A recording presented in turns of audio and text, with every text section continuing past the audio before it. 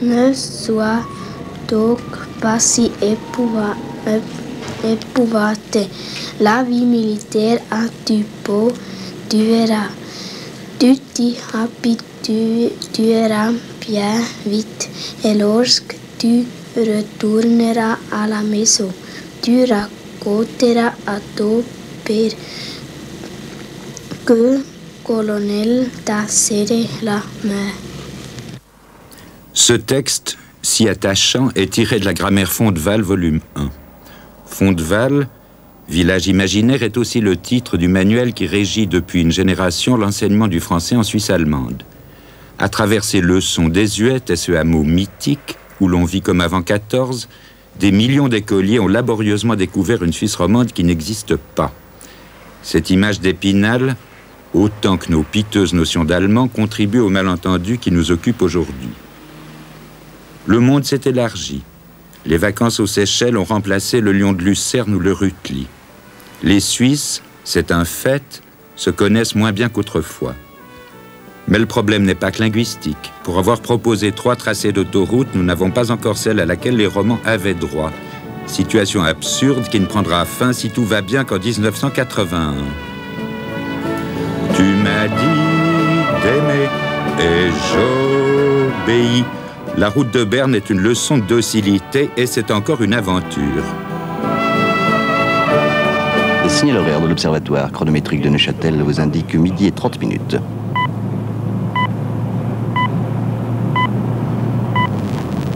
À la saison des betteraves, en première derrière une remorque, on a tout loisir de rêver à cette nation déconcertante, à ce sigle CH emprunté au latin qui mystifie tant d'étrangers. Chine, chalet, concours hippique, confédération helvétique.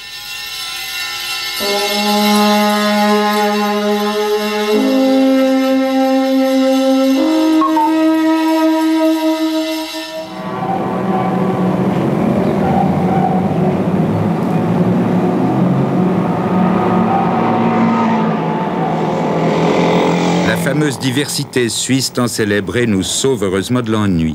Aux frontières du canton de Berne, un autre monde s'annonce, l'échelle change, les toits des fermes sont aussi grands que des mini-golfs, tout paraît bâti pour durer 1000 ans, le respect vous saisit.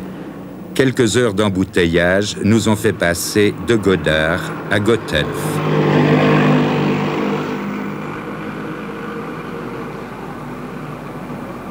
Les oignons, vrais bijoux de famille, sont tressés comme les cheveux des fillettes. Trop d'entre nous ne connaissent ce microcosme cossu que par le service militaire. On se console de sa propre ignorance en se rabattant sur des clichés vieux de 60 ans. Par paresse, nous n'avons plus retouché ces cartes postales. Tout de même, tout paraît plus net, laborieux, policé, policier. On se reproche tardivement de ne pas avoir gradé.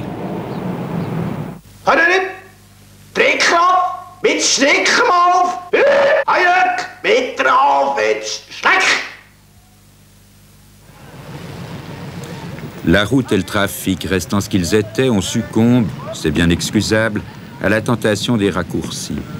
Vous n'êtes alors pas sûr de retrouver la grande route tant elle ressemble à une petite. Je déconseille donc d'y céder. Ceux-ci sont pleins de surprises bucoliques et l'ethnologie a tout à y gagner.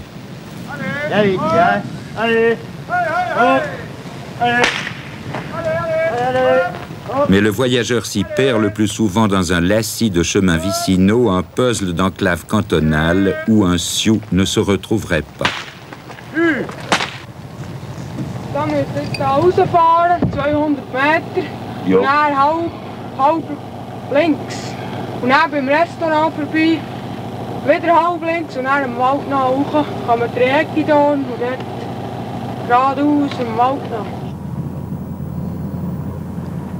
L'indigène toujours aimable est déjà devenu incompréhensible. Et coupé par le bois comme le petit Pousset n'est pas non plus une solution pratique, les chemins non balisés se terminent souvent sur le dernier arbre abattu. Ja, das nicht. Retour. Ja, und dann welche Richtung? Retour grad. Grad. Grad. Grad. Ja. Alle lukten. Da grad. Aha. Egedon. Egedon. Ja. Merci. Dans les hameaux les plus perdus, l'informateur bénévole a de bonnes chances d'être turc ou sicilien. S'il est bernois, le complexe de l'analphabète ajoute encore au plaisir du voyage. Nach Bern? Ja, dan müsst ihr da ankommen. Ja, hier ankommen und nachher da unten rechts. Da nicht, da befrüht sich, da unten rechts. Ja, das ist die Üstergabe in die Kohle. Das ist ganz nicht der Malpacken nicht. Nein, Schnabelitsch, tut's nicht auf die Maul. Da ist nicht die Maul. Lorsqu'enfin, aux abords de Morat, on a rejoint la grande route, toujours aussi roulante, c'est pour s'apercevoir que 6000 citoyens de bon sens ont jugé qu'ils iraient plus vite à pied et barrent la chaussée.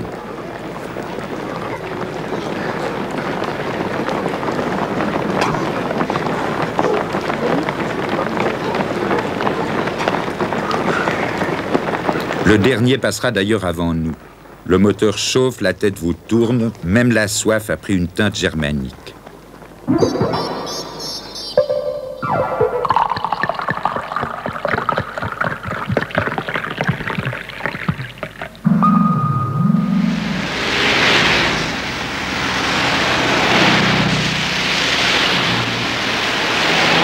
Que l'axe Genève-Zurich impose encore tant d'étapes champêtres et d'épingles à cheveux n'a pas fini de nous étonner. L'enclavement de la Suisse romande n'est pas la moindre bizarrerie de ce petit pays, pourtant l'un des plus riches du monde. Si vous ajoutez la pluie, souvent au rendez-vous, les fouilles, les feux provisoires et une gastronomie qui peut paraître exotique aux conducteurs fourbus,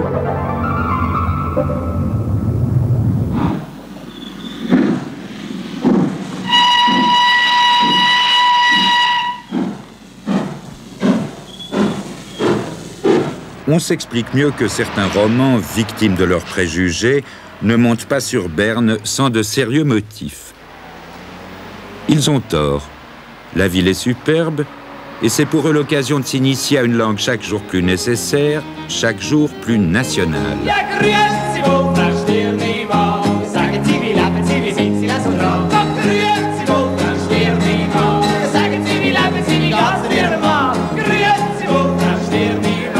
En publicité, en chanson, en littérature, elle gagne ici chaque jour du terrain sur l'allemand, dont on voit à quel point elle diffère.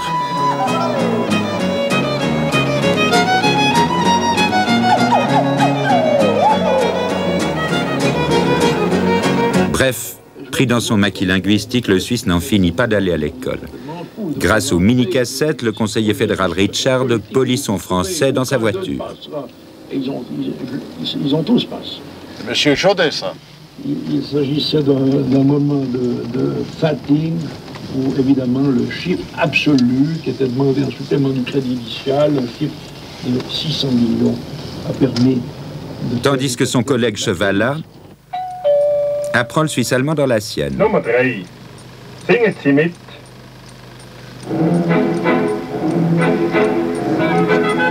C'est quand même pas mal. Vous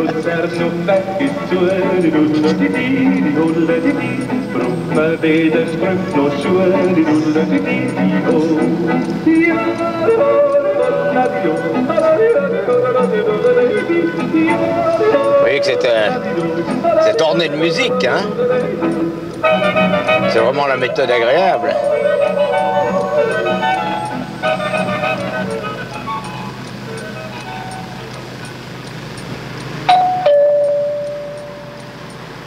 Nummer 4. Wiederholen Sie. A. Das ist Sir. Sir. Est-ce par courtoisie ou par nécessité? B. Das ist Stuf. Das ist Stuf. Le contact avec nos collègues alémaniques ne peut pas se faire exclusivement par la langue écrite, par l'allemand écrit, pour la bonne raison que ceci, et je les comprends, c'est un élément très positif de notre fédéralisme suisse.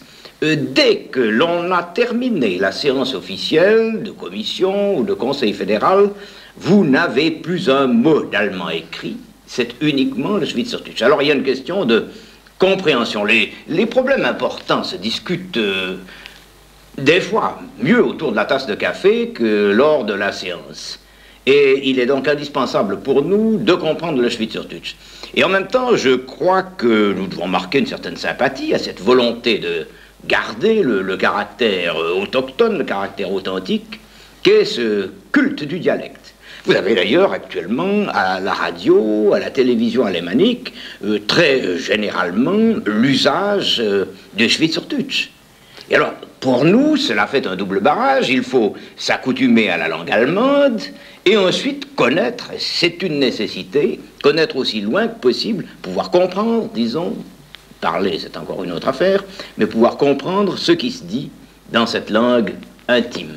Vous parlez vous-même un français extrêmement châtié. Est-ce que vous pensez qu'au plus haut niveau fédéral, certaines nuances de vos propos échappent à vos collègues? Écoutez, j'ai dû m'en convaincre. Et c'est la tâche peut-être difficile d'un conseiller fédéral roman qui doit exposer devant une assemblée des problèmes qui ont une importance générale et qui ne sont pas des problèmes romans, d'avoir la certitude de n'être pas compris dans une bonne part de ce qu'il dit par une partie de l'assemblée. C'est, je dois le dire, un des caractères les plus pénibles de ma fonction.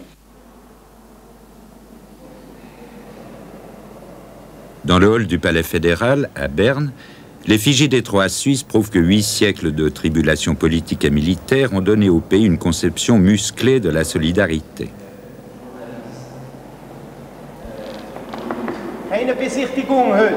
L'accueil des huissiers s'en inspire. Tandis qu'une classe d'école est énergiquement invitée à se représenter au jour réglementaire, l'ours, dont Jung écrivait qu'il est l'image même de l'Helvète, est l'objet quotidien des soins les plus affectueux. Symbole aussi d'une hégémonie bernoise qui pèse de plus en plus sur l'administration fédérale et mécontente les fonctionnaires romans. Une chancellerie débordée traduit de moins en moins les documents officiels. À l'échelon inférieur, le Berndeutsch est langue de service. Au niveau responsable, l'allemand gagne du terrain et l'an dernier, devant les chambres, un conseiller fédéral roman, dans un excès d'humeur ou d'humour, s'est excusé de parler français. Autre symbole, cette croix fédérale que nos compatriotes évitent, paraît-il, de fouler et que les romans tard venus, les mauvaises langues l'assurent, feignent de ne pas remarquer. Ce retrait du français est une préoccupation sérieuse que le conseiller national Jean-Pascal de la Murat exprimait l'an dernier dans une interpellation qui a suscité autant de remous que de courriers. Félicitations, doléances, insultes de quelques furibonds prouvent que M. de la Murat avait mis dans le mille.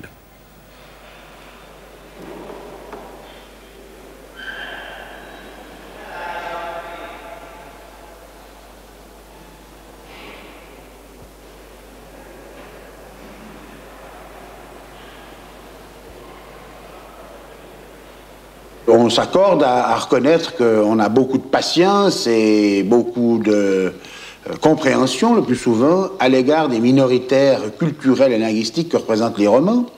Mais cette patience et cette bonne volonté, cette gentillesse, ne servent à rien si le principal élément, c'est-à-dire la communicabilité entre les 2 groupes linguistiques, ou les 3 groupes linguistiques, ou les 4 groupes, ne s'opère plus, simplement parce qu'on ne connaît pas la langue ou parce qu'on n'a plus le temps de la pratiquer. Et il faut quand même que nous nous rendions compte que par rapport à la situation d'il y a 25 ou 50 ans, la situation d'aujourd'hui est plus préoccupante. Pour cette première raison que le nombre des romans occupant des postes clés dans l'administration a diminué, proportionnellement, considérablement, et que d'autre part, l'intensité des communications, à cause de l'intensité des travaux de l'État, des tâches dévolues à la Confédération et à l'État central, a augmenté dans des proportions considérables. Alors ce qu'on avait le temps auparavant de cultiver, tant bien que mal, mais plutôt mal que bien, on n'a plus le temps de le cultiver aujourd'hui, on va au plus pressé. La langue véhiculaire, le moyen direct de se comprendre dans cette perspective, c'est évidemment l'allemand. J'entends encore ce très haut fonctionnaire qui, après avoir très aimablement parlé le français, dit « Et maintenant que nous abordons les choses sérieuses, nous allons parler l'allemand ». Je ne lui reproche pas de parler l'allemand. Il a le droit, mais le fonctionnaire roman, qui est son subordonné ou son égal, a le droit, lui, de parler aussi le français et d'espérer être entendu au même titre que son collègue ou que son chef suisse alémanique. C'est ça la différence. Et comme ça n'est plus tout à fait le cas, vous voyez que le cercle vicieux s'entame, se dessine très, très nettement. La perspective d'être à Berne dans cette ambiance, de perdre par conséquent une partie, il faut le dire, de son identité culturelle et linguistique, d'avoir de surcroît des problèmes importants avec l'éducation de ses enfants du fait des carences de l'école romande de Berne, tout cela justifie une certaine paresse, une certaine indolence, une certaine réserve des candidats romans potentiels à des fonctions à l'administration.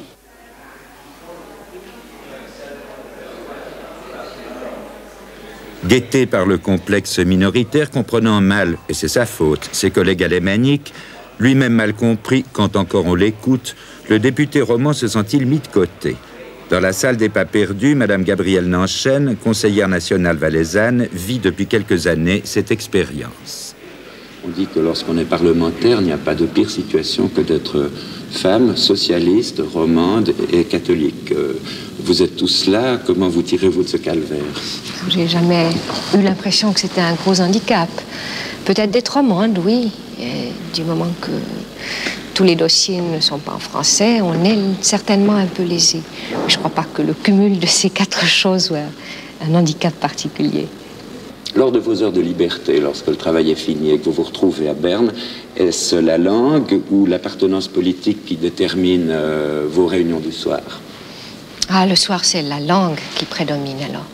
Quand on a entendu l'allemand presque toute la journée, c'est très fatigant de se retrouver avec des gens qui parlent cette langue-là, que personnellement je comprends bien, mais que je parle assez mal. Alors il y a un tas de petites choses qu'on peut se dire, des plaisanteries, des nuances de la langue, qui ne sont valables qu'avec des gens qui parlent le français. Ce qui fait que finalement on se retrouve plutôt entre francophones et que les amitiés d'ordre politique sont réservées plutôt au travail, plutôt qu'à la détente. Au Conseil national, en revanche, rares sont ceux qui utilisent la traduction simultanée. D'un député roman qui a sans cesse l'écouteur aux oreilles, on dit méchamment que c'est pour comprendre sa langue maternelle. On se gênerait d'utiliser cet appoint, et pourtant, sitôt qu'un député roman intervient en français, excepté quelques ténors, il voit dans les rangs de ses collègues alémaniques les Bund et les Berner Tagblätter se déployer comme autant de Spinnaker. Au Conseil des États, pas de traduction, on se comprendra à la Pentecôte. Une partie du travail des chambres me semble reposer sur une fiction, celle que chacun comprend bien la langue nationale de l'autre. Oui, c'est une fiction, effectivement. Si on est assis à la tribune et qu'on regarde la salle du Conseil national, on constate qu'il y a très peu de gens qui prennent les écouteurs. La traduction simultanée permet d'entendre ce qui se dit dans la langue de l'autre. Alors on peut avoir le sentiment que chacun comprend qui l'allemand, qui le français. Et on constate en fait dans les travaux de commission, dans les travaux de groupe, qu'il y a de nombreux alémaniques qui comprennent très peu le français, et puis de nombreux romans aussi qui comprennent mal l'allemand. Donc statistiquement, cette fiction nuit forcément davantage aux interventions de la minorité? Bien sûr. Enfin, regardez les travaux des commissions, il n'y a pas de traduction simultanée. Dans une grande commission de 25 membres, il y a 6 ou 7 romans. Les autres s'expriment tous en allemand. Et alors, bien sûr, que les romans qui possèdent mal l'allemand se sentent souvent un peu déphasés. Et leurs interventions, souvent, sont mal comprises. Vous avez souvent été dans diverses commissions, ce qu'on appelle le roman de service, ouais. avec le sentiment parfois d'être une sorte d'otage. J'aimerais que vous vous exprimiez là-dessus. Bon. J'ai dit, en effet, que une des habitudes des Suisses alémaniques était de choisir eux-mêmes le roman dont ils ont besoin. Parce qu'il en faut un. Là, ils reconnaissent. Mais alors, ils aiment le choisir eux-mêmes. Et ils sont naturellement très limités dans leur choix, parce que pour d'autres raisons dont on pourra peut-être parler plus tard, le roman qui ne comprend pas l'allemand, il est totalement inutilisable. Donc, on ne peut pas envoyer à une réunion sur le plan national suisse, on ne peut pas. C'est en tout cas une opinion que je défendrai jusqu'à la gauche. On ne peut pas envoyer quelqu'un qui ne comprend pas l'allemand. Alors le choix est limité. Quand il y en a un qui, par chance, comprend encore à peu près le suisse-allemand, il est à toutes les sauces. À toutes les sauces. Moi, j'acceptais régulièrement quand on me proposait, parce que si je n'avais pas accepté, c'est très simple, il n'y aurait eu personne. Donc si ce choix est limité, c'est aussi la faute des romans. Il y a une responsabilité romande, là. Alors elle est écrasante.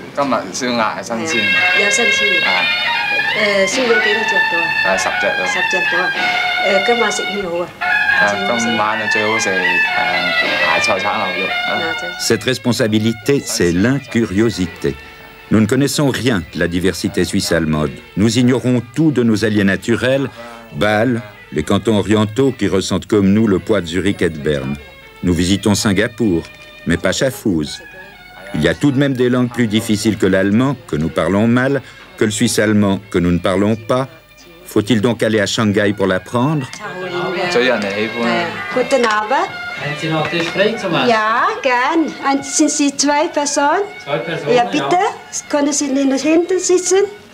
Und es gibt einen schönen Platz da. Ja, ich komme gleich. Ja, danke schön. Bitte. Vous parlez toutes les langues, madame? Ouais, ma foi, pas tout, mais je comprends assez bien. Et le bernois, vous le parlez? Oui, monsieur. Est-ce que c'est plus difficile que le chinois? Oui, pour moi, au commencement, c'est très difficile, mais évidemment, je suis longtemps ici maintenant avec l'habitude et je l'aimais bien. Richtig.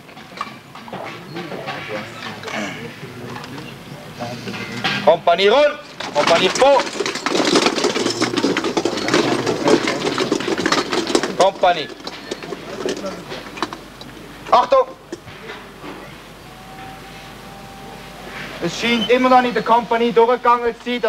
Ce problème du bilinguisme se pose aussi à l'armée dans certaines unités spécialisées. Ici, une école d'antichars dans le canton de Neuchâtel. Les officiers parlent allemand, les sous-officiers dialectent et français. Tous ceux qui ont des congés touchent une feuille de congé bleue. Apparemment, il y en a qui n'ont pas compris que quand on revient du congé, cette feuille doit être rendue au bureau de compagnie. On a des papiers qui doivent être en ordre. Ça concerne également les congés.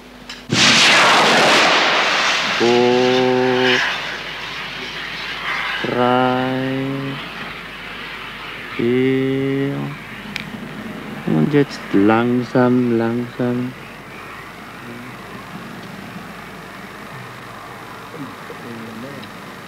Gut so. Sichern.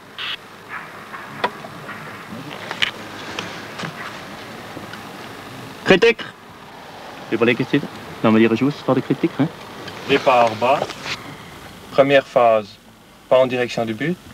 Qui n'était pas en direction du but? Premier palier. Non. Est-ce que c'est difficile de tirer un char en deux langues? Ce matin, pas spécialement, parce que tout le monde a fait un effort pour partager les langues. D'autres jours, c'est un petit peu plus difficile, mais dans l'ensemble, ça va. Das ist nicht unbedingt schwierig. Es ist für mich interessant, denn dadurch kann ich das Französisch ein wenig aufpolieren. Des fois, on ne comprend pas tout, puis à la fin, on se fait engueuler. Vous vous faites engueuler. Donc vous êtes aussi obligé de vous mettre à l'allemand. Ouais, ah oui, presque. Bien. Et est-ce qu'il y a une différence de mentalité sensible? Non, pas tellement. Pas tellement. Non. Il y en a quelques-uns qui sont plus que d'autres, mais ça va, c'est la même chose.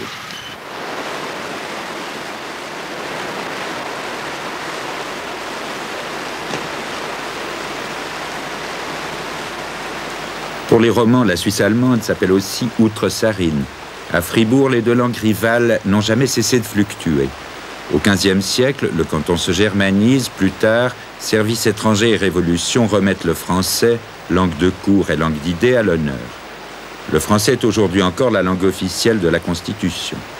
Depuis un siècle, l'équilibre linguistique ne s'est pratiquement pas modifié, mais les districts germanophones, longtemps traités en parents pauvres, revendiquent aujourd'hui leurs droits avec une virulence qui agace les Romans. Dans la Basse-Ville, la frontière se situe exactement au pont de Berne, théâtre de mémorables guerres enfantines entre le quartier de l'Auge et le vieux quartier français.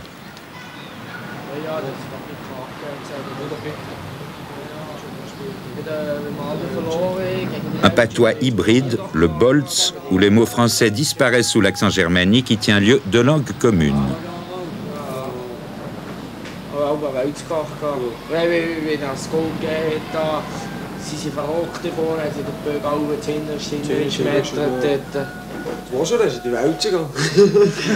Et là, on est en quartier de langue allemande.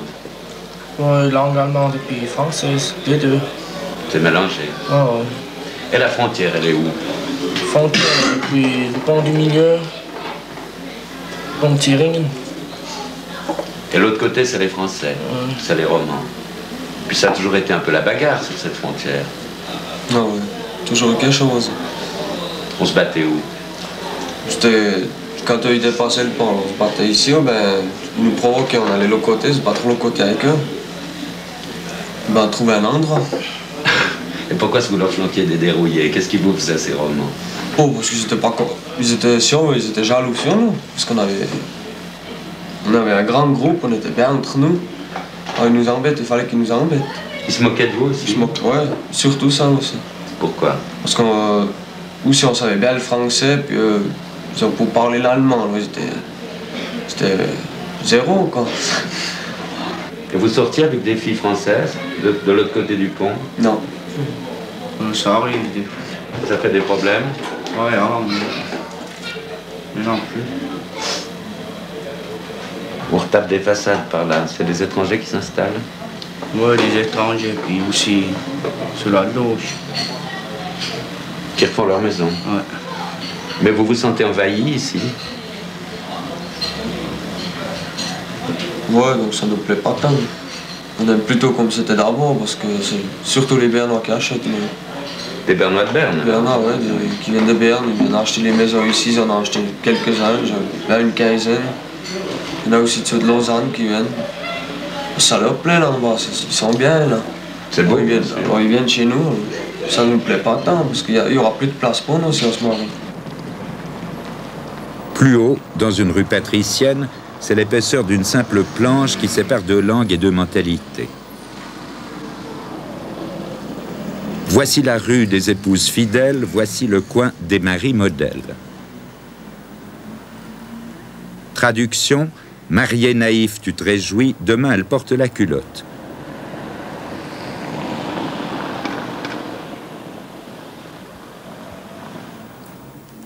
Autre lieu de confrontation, une université qu'on dit de plus en plus germanisée, dans un canton ou 2/3 francophone, et qui la ressent parfois comme un corps étranger.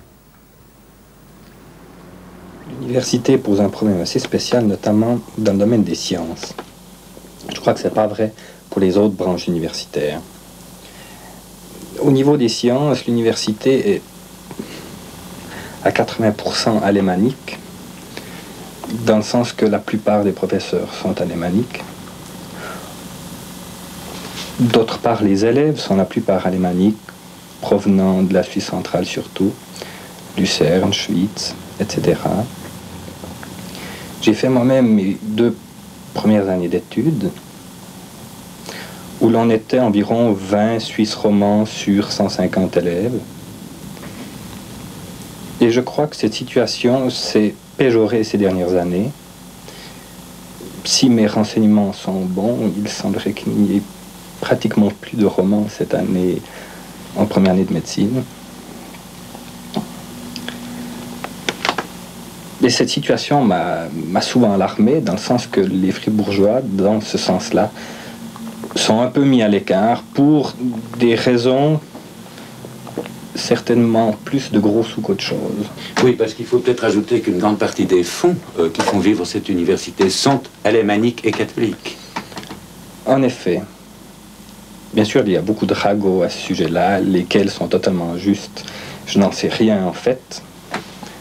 Ce que l'on dit surtout, c'est que Fribourg a peur un peu que l'université de Lucerne s'ouvre, parce que la moitié des fonds aux universités catholiques tomberaient. Et ainsi, on continue à attirer les élèves des cantons de Suisse centrale en faisant pression pour que les cours soient la plupart en allemand. Ce qui fait que c'est pour nous, en fait, des années très difficiles. Et je crois que cette situation n'est pas juste. Ça élimine donc des étudiants qui seraient peut-être doués pour les sciences, mais pas doués pour les langues, parce qu'ils sont obligés de suivre des cours difficiles en allemand. Certainement, surtout que les premières années d'université dans le domaine scientifique sont des années que je crois très difficiles, font que ce problème en plus élimine un certain nombre de gens qui n'arrivent pas à admettre ou à bien vivre ces 2 années ou 3 années où la plupart des cours sont en allemand. Université bilingue, catholique avec une forte majorité d'étudiants alémaniques, Fribourg est un cas unique en Europe. Cette vocation s'exprime à la salle des périodiques qui offre tout l'éventail de la presse nationale et nombre de journaux européens. On se demande si cette université témoin ne fournirait pas la réponse à beaucoup de nos problèmes. Ce n'est pas si simple. Les subventions suisses-allemandes des catholiques ne sont pas des ragots, pas plus que l'influence qui en découle. Ce lieu d'échange est donc aussi un lieu de friction. L'enseignement bilingue exige enfin des techniques particulières. Le professeur Hab, qui enseigne la physiologie en français, explique sa méthode. Dans un auditoire aussi germanophone qu'on a, je pense qu'une des solutions, c'est d'être bilingue, qu'une personne soit bilingue, c'est-à-dire qu'elle apprenne à dire les mots difficiles dans 2 langues, ou bien les dire dans une langue, puis les écrire dans l'autre. Comme exemple, je vous citais tout à l'heure, le mot de la dissipation d'énergie, puisque les structures vivantes sont des structures dissipatives, un mot très difficile à traduire en allemand. Je l'avais écrit ici, Energieverschwendung, dans l'espoir de perdre personne dans l'auditoire pendant ce cours-là. Dans la règle, les cours donnés dans une langue sont doublés par un polycopié dans l'autre. Toutes les questions de séminaire ou d'examen sont traduites. Tout le travail est à faire 2 fois. On peut se demander si l'enseignement bilingue comporte des avantages. Les avantages, au point de vue de l'enseignement, j'en vois aucun. Je vois que des problèmes. Les avantages, peut-être, sont à long terme. Dans la formation professionnelle, il est évident que les médecins qui sont formés sont contents plus tard de disposer de 2 langues, voire de 3 pour ceux qui étaient tessinois, et de pouvoir ainsi pratiquer dans plusieurs régions du pays.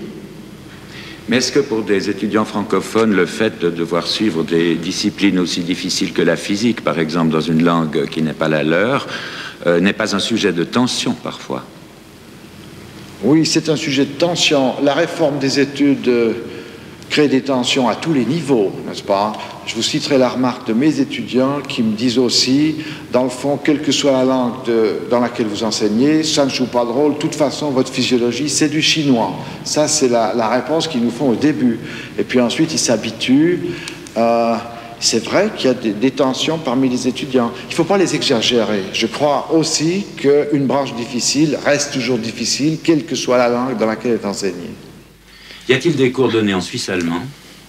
Voilà le gros problème. En fait, dans ce que j'ai vécu personnellement, les professeurs les plus corrects étaient des Allemands et des Autrichiens qui donnaient leurs cours d'un bout à l'autre en bon allemand, calmement.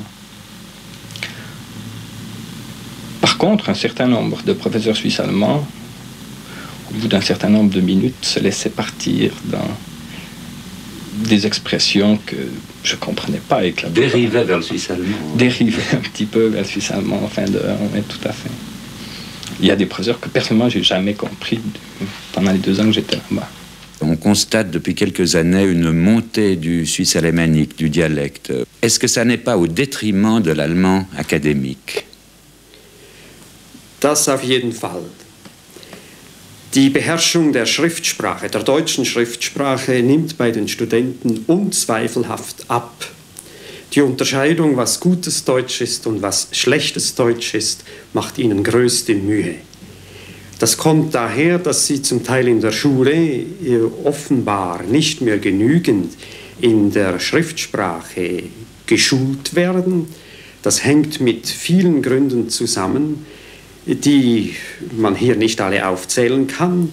Es ist sicher das, dass die Lehrer glauben, die Spontaneität des Schülers fördern zu können, indem sie ihn in seiner Muttersprache, in Dialekt sprechen lassen. Es mag auch damit zusammenhängen, dass man vielleicht auch etwas ideologisch bedingt die Sprachbarrieren beseitigen will. Man ist der Meinung, die Schriftsprache bilde schlechthin diese Barriere. Sie ist eine elitäre Sprache, wenn Sie wollen. Und es gelte nun den Kindern, vor allem auch aus nicht-akademischen Kreisen, die gleiche Chance zu geben.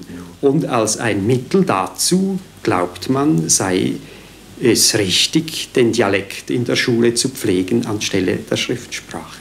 Mais autorisez-vous vos étudiants de langue alémanique à vous répondre en dialecte? Nein, das ist ausgeschlossen.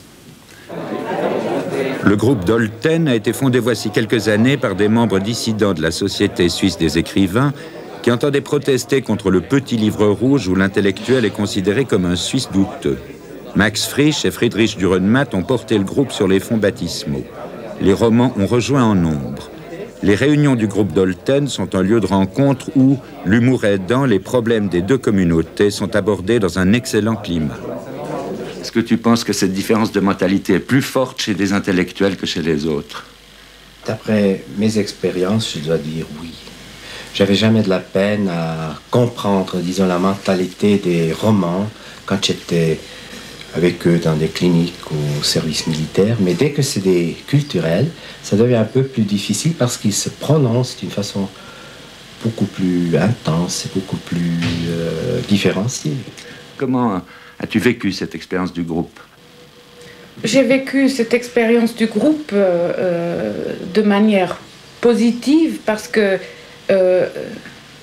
je ne suis pas une Suissesse typique, je suis d'origine italienne, l'italien est ma langue maternelle. J'ai appris l'allemand parce que si on vit dans un pays où il y a 3 langues, il est naturel de savoir les 3 langues de ce pays, c'est comme ça que j'ai raisonné. Et finalement, pour moi, il n'y a pas de barrière entre les 3 parties de la Suisse. Dans ma tête, je passe d'une langue à l'autre, il y a des différences de mentalité, d'éducation, ça existe. Mais ça ne me gêne pas, ça ne me freine pas.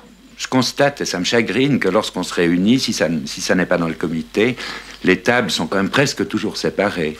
Alors là, il y a un problème de langue. Qu'est-ce que tu en penses, Franz Holler? Oui, je pense que chaque groupe de langue a un petit complexe de minorité vers l'autre. Donc c'est ma position, ou c'est mon impression que j'ai envers la langue que vous parlez. Par exemple, si vous entendez des interviews des gens sportifs, comme des coureurs de bicyclette, les réponses des sportifs romans, ils me frappent toujours par une éloquence parfaite. Quand les gens commencent à parler des pas, il y a déjà longtemps que j'ai attendu une occasion d'attaquer mon rival, et quand je l'ai vu, au pied du Simplon, j'ai pensé maintenant c'est le moment. J'ai attaqué peu à peu, puis j'ai attaqué définitivement et j'ai réussi. Vous voyez, ça marchait, n'est-ce pas? Ça coule, je peux pas le dire dans la manière convaincante qu'ils ont eux-mêmes, mais si vous comparez par exemple un interview avec moi j'ai encore dans l'oreille un interview avec un coureur suisse alémanique, c'était dans les Jeux olympiques, et il a fait 10e ou 11e, donc quelque chose de typiquement suisse. et on l'a demandé comment ça s'est fait qu'il était typiquement suisse. Et puis il a réfléchi longtemps, c'était un Zurichois. Et puis il a dit, ja, ich kann einfach nicht mehr schneller können. Et je crois que c'est ça un peu la différence. À l'intérieur de la communauté germanophone, un Appenzellois en Saint-Gine, il n'est pas compris, ou bien? Ah non, jamais. Je peux signaler les 3 dialectes les plus importants, donc avec une ligne de poésie de Ernst Eckimann. Il a une poésie qui commence « Weiteres Weich sei », ce qui veut dire « vous voulez un œuf » ou quoi? Oui. Oui. Un œuf mollet. Un œuf mollet, bon. Donc ça c'est bernois. Puis si un Balois dit la même phrase, ça serait Wann Sie weichs Ei. Ce qui est vraiment, c'est une langue différente, c'est une langue pleine d'éducation et de culture. Tandis que le Zurichois dit Wann Sie weichs Ei. Ce qui est la brutalité totale. Les différences entre les dialectes sont parfois plutôt dans ces idiomatismes, c'est la syntaxe et le choix des mots. La prononciation, ça va encore, si ce n'est pas les Valaisans du Haut-Valais, qu'on ne comprend absolument pas. Un jour, il faudra bien se mettre à apprendre cette langue. Est-ce que tu crois que ça nous est possible? Oh, tu sais, je ne sais pas si c'est possible, mais je me demande si c'est désirable. Moi, je dis que oui. Ah oui?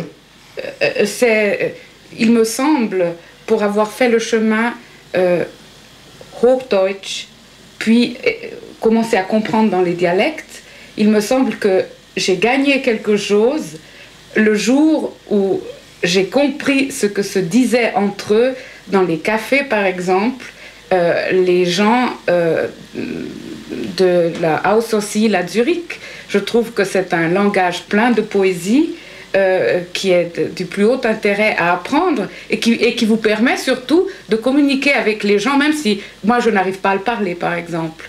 Mais je dis aux gens, vous pouvez parler de dialecte, je comprends parfaitement. Oui. Et alors, ils se laissent aller, ils s'ouvrent plus. Et le contact est infiniment supérieur qualitativement. Walter, il semble en effet que ce qu'on pourrait appeler les qualités spécifiques des Suisses allemands, qui sont des qualités d'humour, de witz, de sensibilité, passent très très mal à travers le Hochdeutsch. Oh oui, là, il y a notre grand problème, c'est qu'au fond, un Suisse allemand, en général, n'aime pas se servir du Hochdeutsch.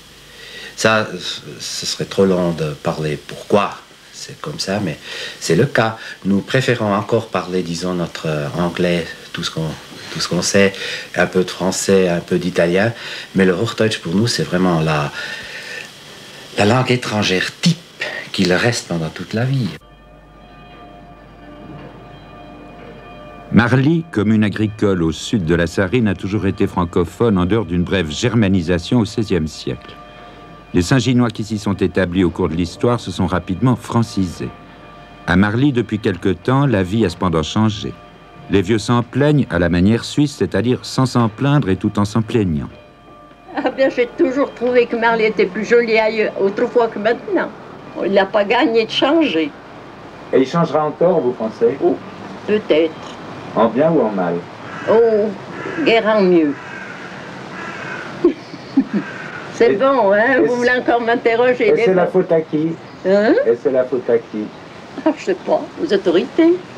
Qui laissent tout faire. Elles laissent tout faire. Mais bien sûr.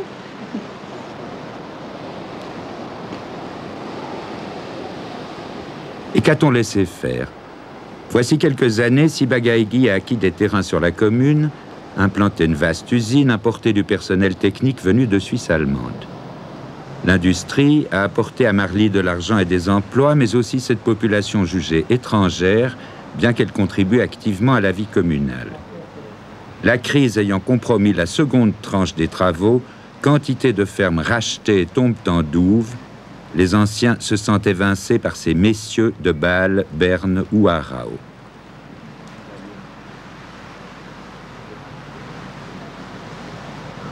Ceux-ci et leurs familles vivent entre eux sur une colline où l'entreprise leur a construit des villas.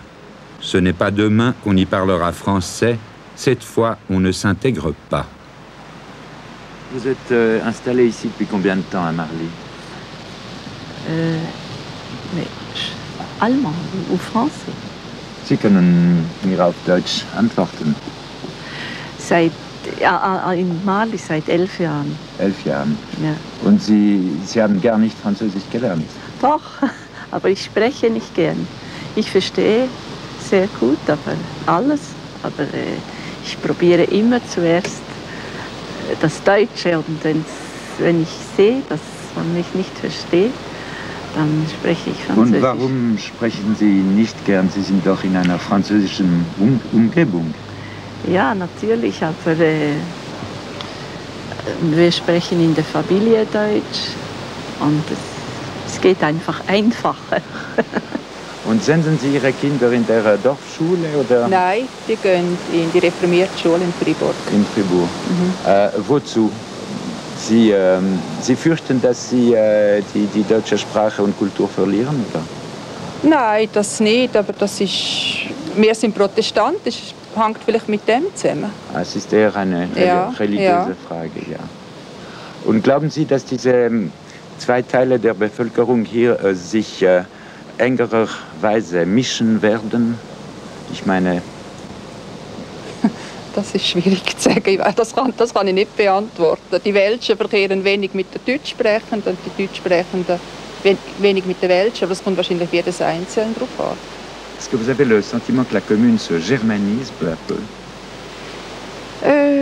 Gentiment, oui. Gentiment. Qu'entendez-vous par gentiment?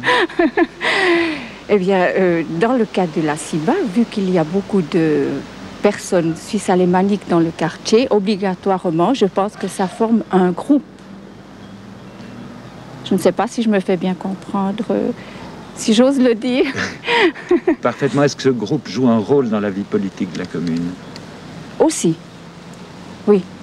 Est-ce que vous pensez qu'outre le problème de langue, il y a une confrontation de mentalité? Vous me posez là une question bien indiscrète. Mais vous êtes bien placé pour y répondre. Oui, c'est exact, mais la mentalité ne me déplaît pas. Pensez-vous que les Suisses alémaniques qui vivent ici vont se velchiser peu à peu? Non, ça non. Non. Non. Ça restera donc une colonie homogène? Oui, je le pense. Marly redeviendra-t-il gentiment le Merlingen d'autrefois? C'est encore un cas isolé. La puissance de l'industrie alémanique pourrait cependant en faire un précédent.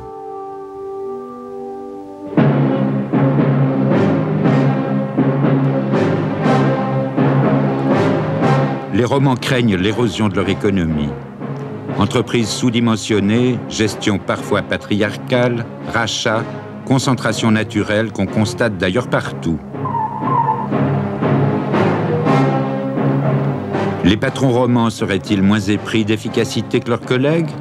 C'est un peu la réputation qu'on leur fait outre-Sarine. Voici quelques années, un cours de management prévu en France et à Zurich à leur intention a dû être annulé, faute de candidats.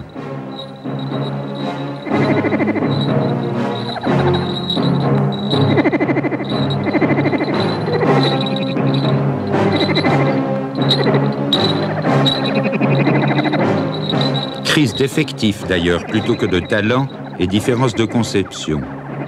Toujours est-il qu'on peut craindre, lors d'une reprise, de se voir remplacé par un directeur plus jeune et plus agressif.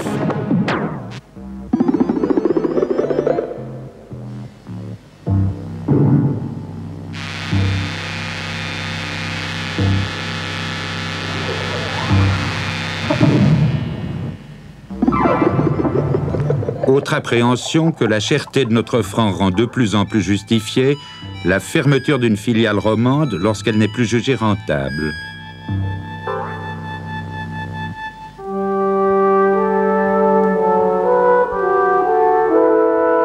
Cette emprise alémanique ne résulte pas, comme on pourrait le croire, d'une conspiration économique, d'un impérialisme délibéré, mais d'un rapport de force objectif qui joue en notre défaveur. Pot de terre et pot de fer. Mieux vaut d'ailleurs une usine reprise qu'une usine fermée, et beaucoup des rachats que nous regrettons sont en fait des sauvetages.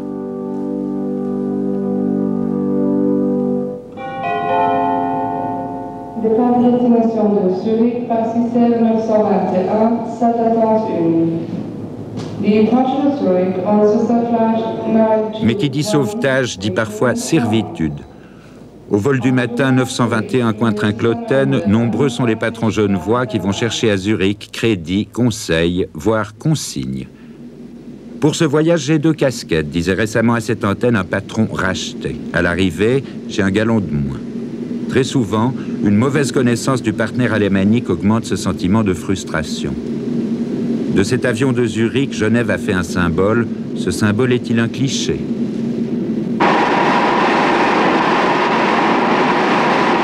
Dans la métallurgie genevoise, qui a perdu 4200 emplois en 6 ans, beaucoup d'entreprises sont passées sous contrôle alémanique. Quelques autres, comme les Charmy, ont su, en diversifiant la production, en poussant la recherche, conserver leur indépendance. Et c'est vraiment sans complexe que leurs dirigeants prennent ce fameux vol 921 et discutent d'égal à égal avec leurs collègues suisses-allemands. C'est malheureusement l'exception. Nous sommes mal informés de la crise en Suisse allemande, mais ici, chaque maison qui licencie ou ferme contribue à entretenir un climat d'insécurité qui explique la vigilance syndicale et accrédite en Suisse allemande l'image d'un ouvrier roman râleur et contestataire. Pour ce dernier, peu importe qui gère l'usine, pourvu qu'elle soit bien gérée, qu'on lui conserve son travail, que le travail conserve son intérêt.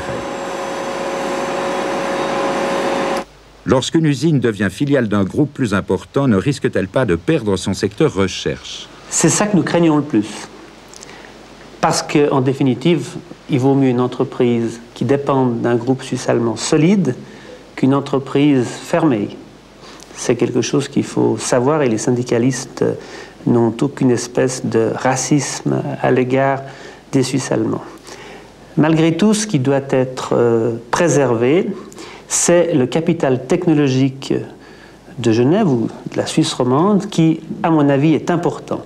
Le risque, c'est que petit à petit, les efforts de recherche, de développement soient concentrés près des pouvoirs de décision et qu'on attribue ensuite aux différentes filiales des fabrications ou des parties de fabrication. Nous avons en Suisse romande et à Genève en particulier d'excellentes écoles professionnelles. La collectivité fait de grands efforts. Il y a une école d'ingénieurs. Qu'adviendra-t-il de ces gens, de ces jeunes gens, s'ils ne trouvent plus d'emploi chez nous? Déjà aujourd'hui, lorsqu'une entreprise a des difficultés, lorsqu'elle ferme, la partie de salariés la plus difficile à reclasser, ce ne sont pas tellement les ouvriers, ce sont la catégorie des employés techniques, les ingénieurs, les cadres. Cette emprise de plus en plus forte de l'économie alémanique sur l'industrie genevoise, est-ce qu'on peut l'attribuer à un sous-dimensionnement des entreprises ou est-ce que c'est parfois des cas de mauvaise gestion? À l'AFTMH genevoise, on est presque très catégorique à ce sujet-là. On pense que la plupart, sinon la totalité des difficultés, sont dues à de mauvaises gestions de la part de toute une série de directions d'entreprises. C'est là que se situe essentiellement le plus gros facteur de difficulté. Il y a la crise, il y a l'exiguïté du territoire, il y a les grandes banques qui sont suisses-allemandes, ou disons que les centres de décision financiers sont hors de Genève. Mais s'il y avait dans cette République des équipes dynamiques dans toutes les entreprises, nous passerions beaucoup mieux la crise. Une certaine dépendance économique dont souffre toute la Suisse romande d'ailleurs, et qui entraîne une perte d'identité, me paraît particulièrement sensible en Valais. Est-ce votre avis? Oui, les grandes industries du Valais ont toutes leurs centres de décision en Suisse alémanique, que ce soit Ciba-Geigy, Alu-Suisse, Lonza. Les cerveaux ne sont pas en Valais. Mais les gens ne s'en plaignent pas trop finalement, parce que le Valais est un canton pauvre, qui dépend économiquement de ces grandes industries. Et alors la majorité des gens ont le sentiment que ces industriels suisses-allemands leur ont fait presque un cadeau en venant s'implanter chez eux. D'où un sentiment de reconnaissance et très peu d'agressivité à l'égard de ces gens du dehors qui viennent régenter la vie économique chez nous.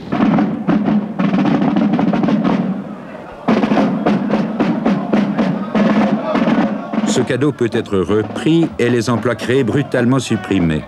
Les licenciés de Baïssion 1975 ont sans doute quelque peine à éprouver de la reconnaissance. D'autant plus qu'au dire de l'ancien directeur, la filiale valaisanne présentait encore un bilan positif. La concertation entre romans fait-elle défaut? Pouvons-nous mieux nous organiser pour nous défendre? Il faut un remède économique d'abord.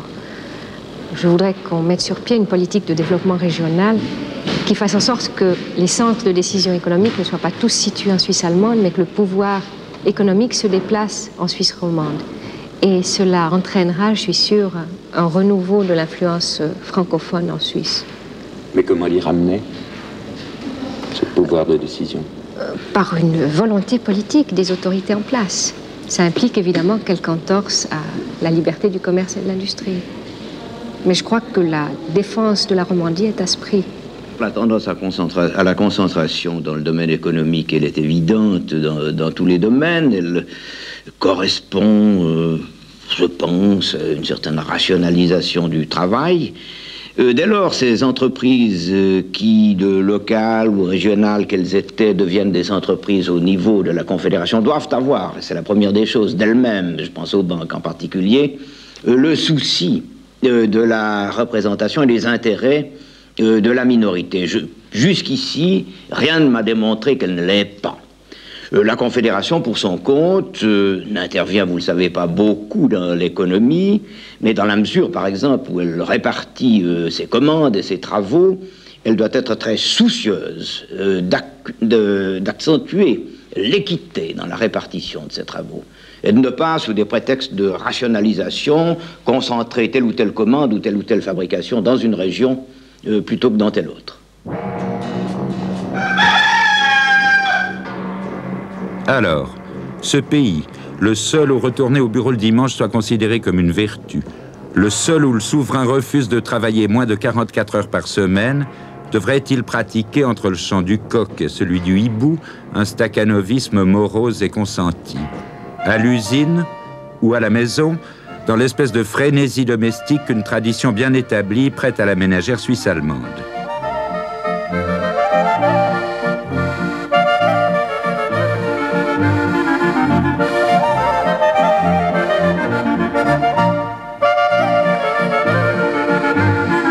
Ce poncif de la Putzfrau demande lui aussi à être revu. Est-ce l'usage du Schweizerdeutsch qui perpétue ce cliché éculé? Nous avons, c'est vrai, peine à associer la grâce féminine à ce parler guttural, la frivolité à ce patois plein d'esprit mais gothique, que nous n'avons connu que par des filles au père nostalgiques.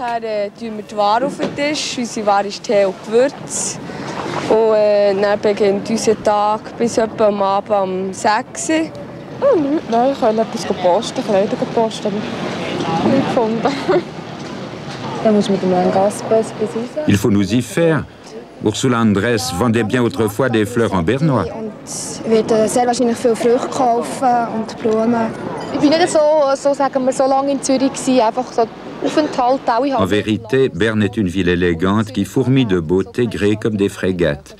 Et ce n'est pas nouveau. Casanova, qui en avait pourtant vu d'autres, célèbre les vertus des Bernoises dans des termes trop vifs pour être cités ici. En témoignage de gratitude pour cet hommage, la municipalité a classé la maison, un ancien bordel où il passa quelques nuits mémorables et qu'elle se proposait de détruire pour élargir la chaussée. Un passage creusé sous cette demeure historique a permis de la sauver. Verrait-on cela chez nous? Il est temps d'inverser les mythes sur lesquels nous vivons. Le roman n'est pas le loustic qu'il se flatte d'être, plutôt un introverti doublé d'un pédagogue. Berne n'est pas austère ni rébarbative. Dans les caves patriciennes où vieillissaient autrefois l'Ivorne ou l'épaisse, le théâtre, la chanson, le cabaret fleurissent. Dans ce petit quartier latin, les Berners troubadours qui brocardent le pouvoir en dialecte ont fait époque.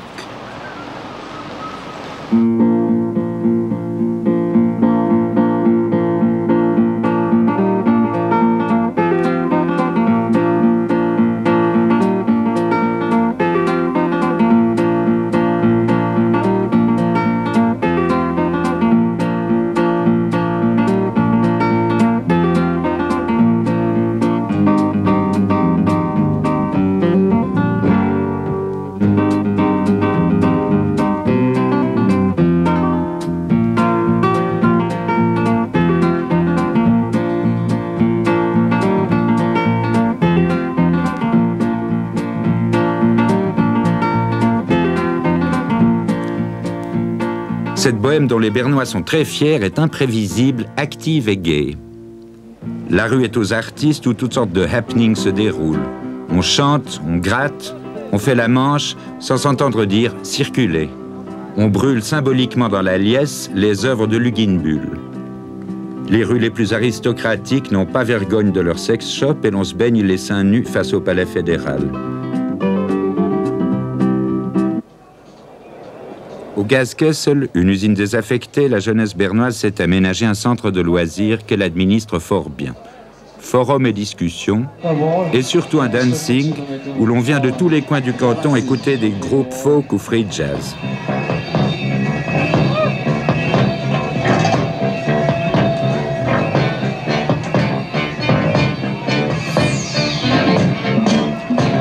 Subvention de la ville, 30 000 francs. Affluence le samedi, 700 personnes, dont de nombreux romans qui font le voyage et sont reçus en amis.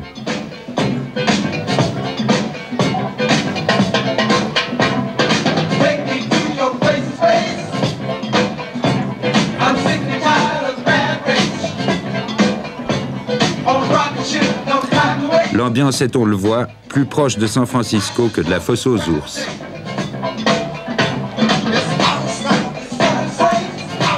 Apprenez donc à dire grüezi, ne serait-ce que pour voir si on vous répond en anglais.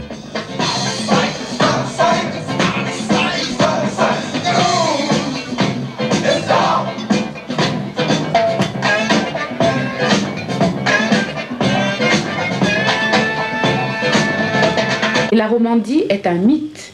C'est l'endroit où on vit mieux qu'à Zurich, pour la plupart des gens. Je pense que, ceci dit, il y a effectivement un exode qui est à la fois, il y a l'exode économique, tout se concentre à Zurich, et d'autre part, il y a l'exode des gens qui vont vers la Suisse romande. Et je pense qu'une des tâches que nous pourrions avoir, c'est de démystifier ces modes de vie soi-disant très différents qui ne le sont pas vraiment. Et je dirais qu'on arriverait sans doute mieux à déterminer des identités réelles en se connaissant vraiment. Parce que, d'autre part, l'autre revers de la médaille du mythe, c'est l'épouvantail qu'est la Suisse allemande pour les Suisses romands. Je me rappelle d'élèves que je voulais emmener en course d'école à Zurich et qui me disaient « Mais madame, vous savez, avant 16 ans, on n'a pas le droit d'aller à l'étranger. »